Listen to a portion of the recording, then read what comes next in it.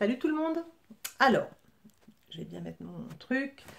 Je voulais faire une petite vidéo aujourd'hui sur les 10 choses à savoir un peu avant de, voilà, de se lancer dans la transition, dans la transition cheveux gris, cheveux blancs. Il y a quelques petits trucs à savoir. De toute façon, l'essai, voilà, elle nous arrive en pleine phase, donc on va finir par les savoir. Mais moi, je voulais faire une petite vidéo, une petite récap là-dessus. Avant de faire sa transition cheveux gris, qu'est-ce qu'il faut savoir? Et j'ai énuméré 10 choses.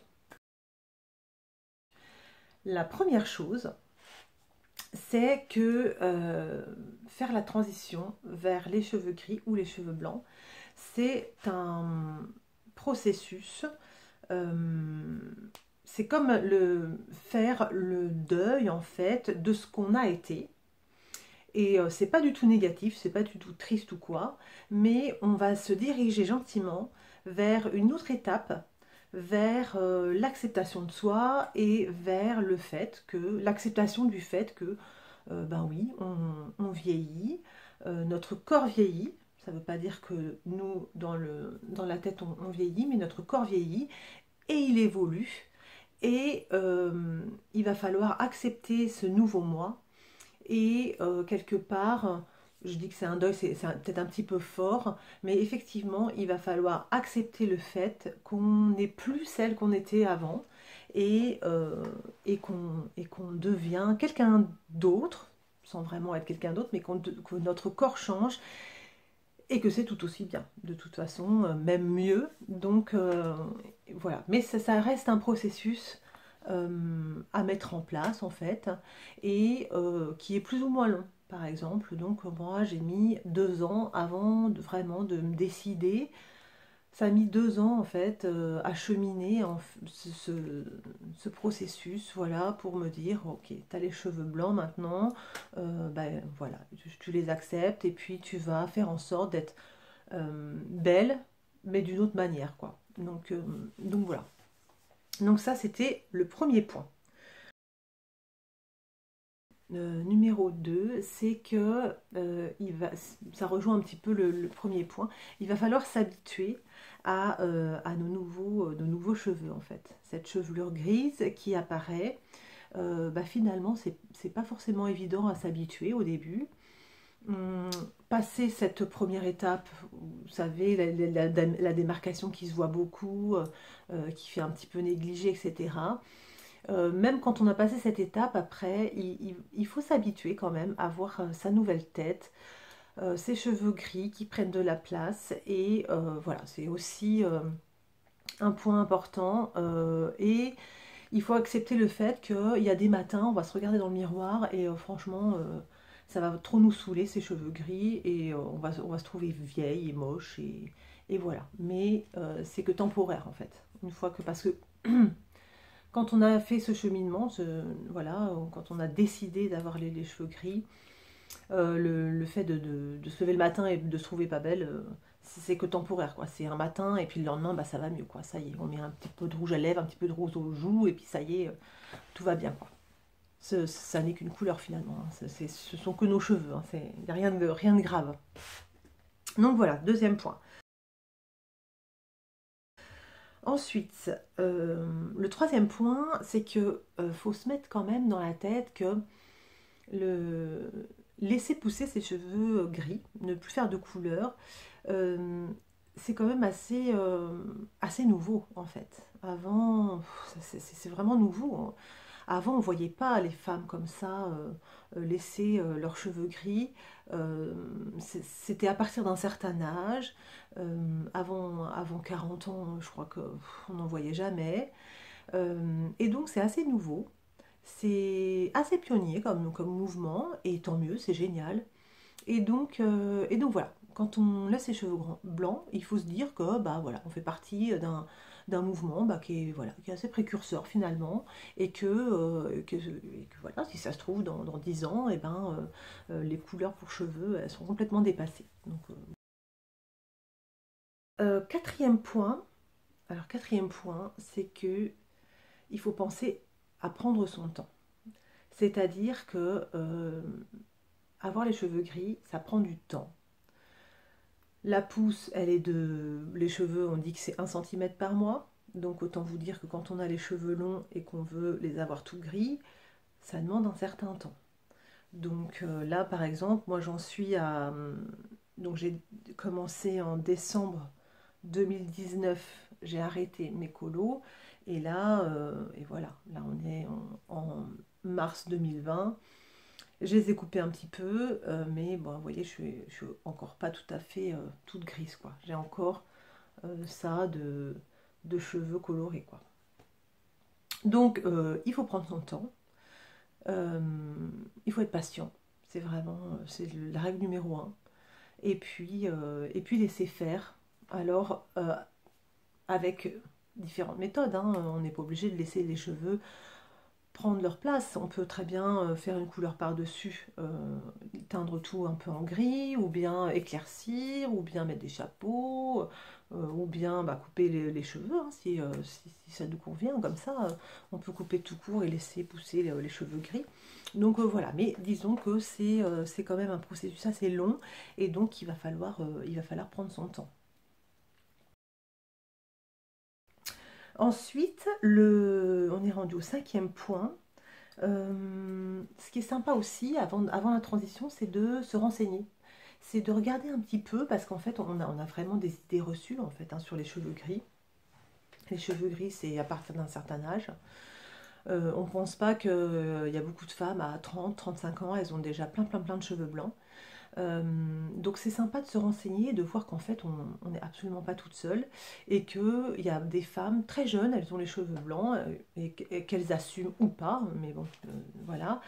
Et puis de voir un petit peu les différentes méthodes pour laisser pousser ses cheveux gris, comment on va en prendre soin. Voilà, c'est sympa de se renseigner, d'avoir toutes les billes, et puis de démarrer le processus en connaissance de cause, quoi. En sachant que, bon, ok, par exemple, mes cheveux, ils vont un petit peu sécher, ils vont être moins hydratés en les laissant comme ça gris.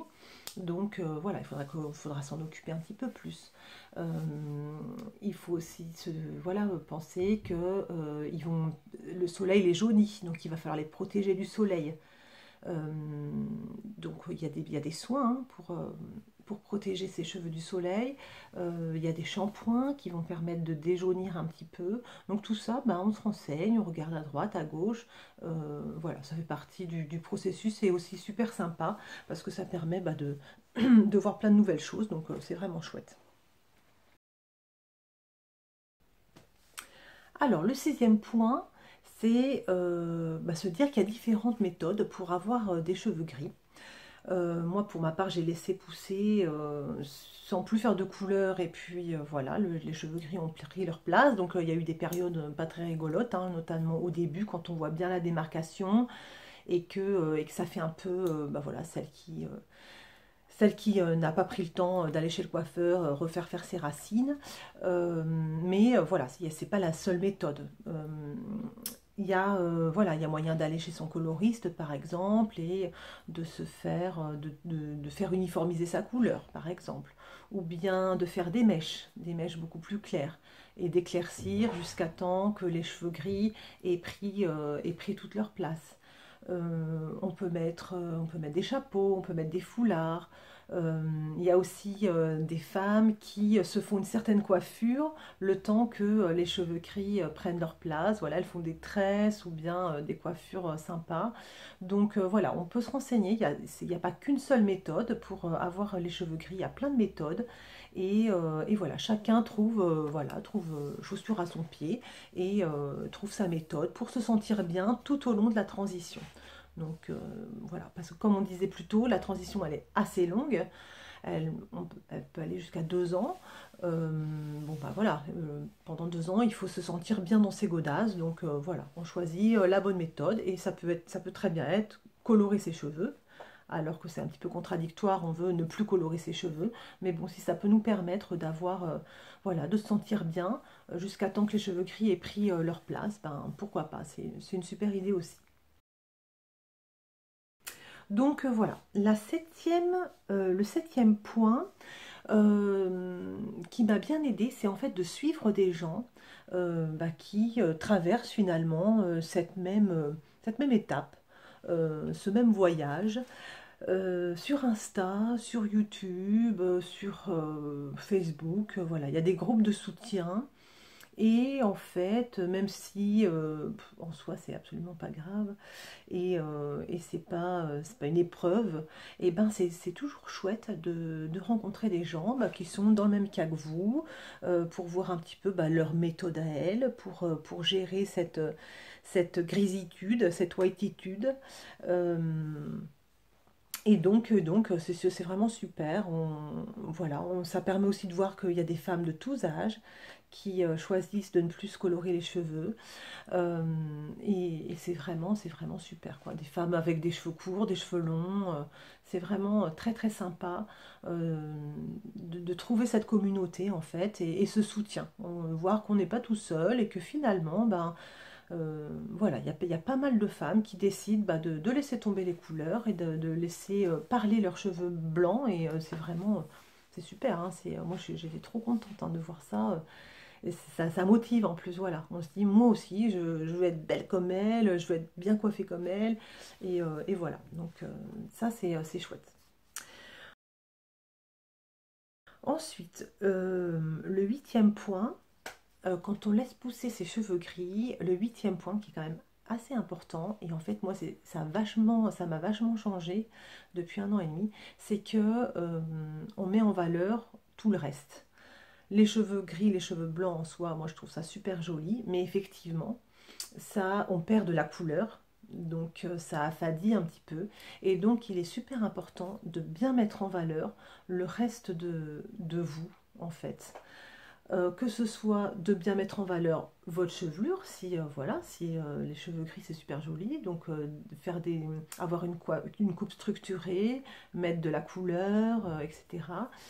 Euh, Mettre en valeur le visage, c'est-à-dire se maquiller, peut-être changer un petit peu les couleurs de ce qu'on avait l'habitude de mettre, euh, mettre plus souvent du rouge à lèvres par exemple. Moi j'ai remarqué qu'avec mes cheveux gris, maintenant je sors très très rarement sans rouge à lèvres, je mets toujours du rouge à lèvres.